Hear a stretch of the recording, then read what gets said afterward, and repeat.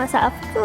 Kuih raya sudah. Kali ni saya nak sharekan satu resipi kudapan untuk raya nanti, iaitu kuih tiram. Guna 3 bahan asas je dah dapat kuih yang rangup dan berlapis yang berongga. Semula kita buat air garam dulu. Ambil 200 ml air, masukkan 1 sudu kecil garam dan kacaukan sampai larut. Lepas tu kita ketepikan. Dalam bowl kita masukkan 4 cawan ataupun setengah kilo tepung gandum. Lepas tu kita cairkan 2 sudu besar plantain ataupun margarin. Bila dah cair, kita tuangkan dalam tepung. Gaulkan sampai ia sebati. Masukkan air garam tadi dan kita kacaukan sampai jadi dough. Kalau masih keras, kita tambahkan lagi air biasa. Yang ni kita tambah sikit-sikit sampailah dapat dough yang lembut. Lepas ni kau kena exercise sikit. Uli dough tu sampai dapat tekstur macam ni, tak perlu licin pun. Lepas tu kita boleh reskan dalam setengah jam macam tu. Sementara tu jom kita buat bancuan ni. Masukkan setengah cawan tepung jagung, masukkan minyak sikit-sikit dan kacaukan sampai dapat tekstur macam ni. Tak cair, tak pekat sangat. Lepas tu ambil dough kita tadi dan kita uli lagi sikit.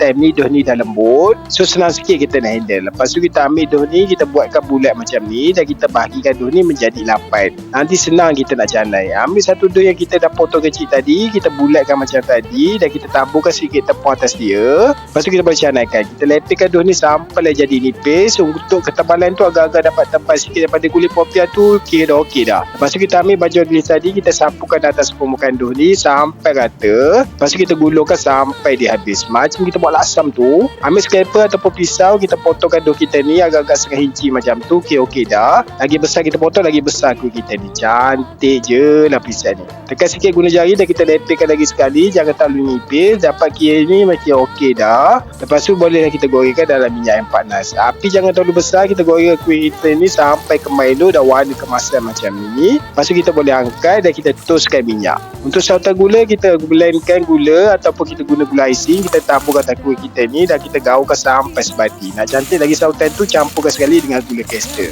Siaplah resepi kudapan kita hari ni, kuih tiram ataupun orang panggil kuih lidah buaya.